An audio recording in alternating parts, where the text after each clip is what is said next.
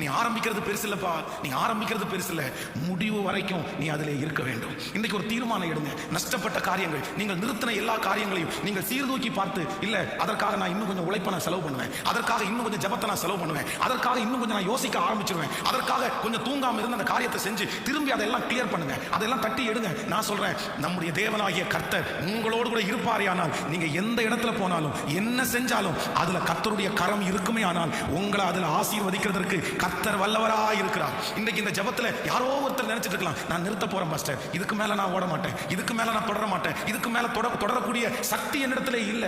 நான் நம்புறேன், இல்ல இல்ல இல்ல இல்ல, கர்த்தர் கொடுத்ததை நிறுத்தாதீங்க, கர்த்தர் கொடுத்ததை நிறுத்தாதீங்க. நீங்க உட்கார்ந்து யோசிங்க, இந்த காலத்துக்கு தகுந்த மாதிரி எப்படி பண்ணலாம், இந்த காலத்துல என்ன செய்யலாம், எப்படி பண்ணனா இதை முன்னேற்ற முடியும், பணமே இன்வெஸ்ட் பண்ணாம இதை மேல கொண்டு வரது எப்படி, இதை நிறுத்தாம கொண்டு போறது எப்படின்னு நீங்க தேவ சமூகத்துல உட்கார்ந்து யோசிங்க. நிச்சயமா சொல்றேன், கர்த்தர் உங்களுக்காக யுத்தம் பண்ணி அந்த காரியத்தை வாய்க்க பண்ணி உங்களோடு கூட இருந்து ஒரு வெற்றியை உங்களுடைய கண்கள் பார்க்கும்படி ஆண்டவர் உதவி செய்கிற வல்லவராக இருக்கிறார். எத்தனை பேர் ஆமோதிக்கிறீங்க? கைகளை மேல உயர்த்தி சொல்லுவோம், ஆண்டவரே எனக்கு ஒரு கிருபை கொடுங்க. எதை ஆரம்பிச்சாலும் பாதி வழியில நான் விடக்கூடாது. இதுவரையிலும் ஒருவேளை உங்களுடைய வாழ்க்கையிலே பாதி வழியிலே விடுகிறது போல ஒன்று இருந்திருக்கலாம். இதுவரையிலும் எதுவுமே நான் பினிஷ் பண்ணல, எதையுமே நான் வெற்றி காணல, எல்லாமே அறகுறை, எல்லாமே பாதியில கிடக்குது, எல்லாமே நிறுத்தப்பட்டு கிடக்கிறது.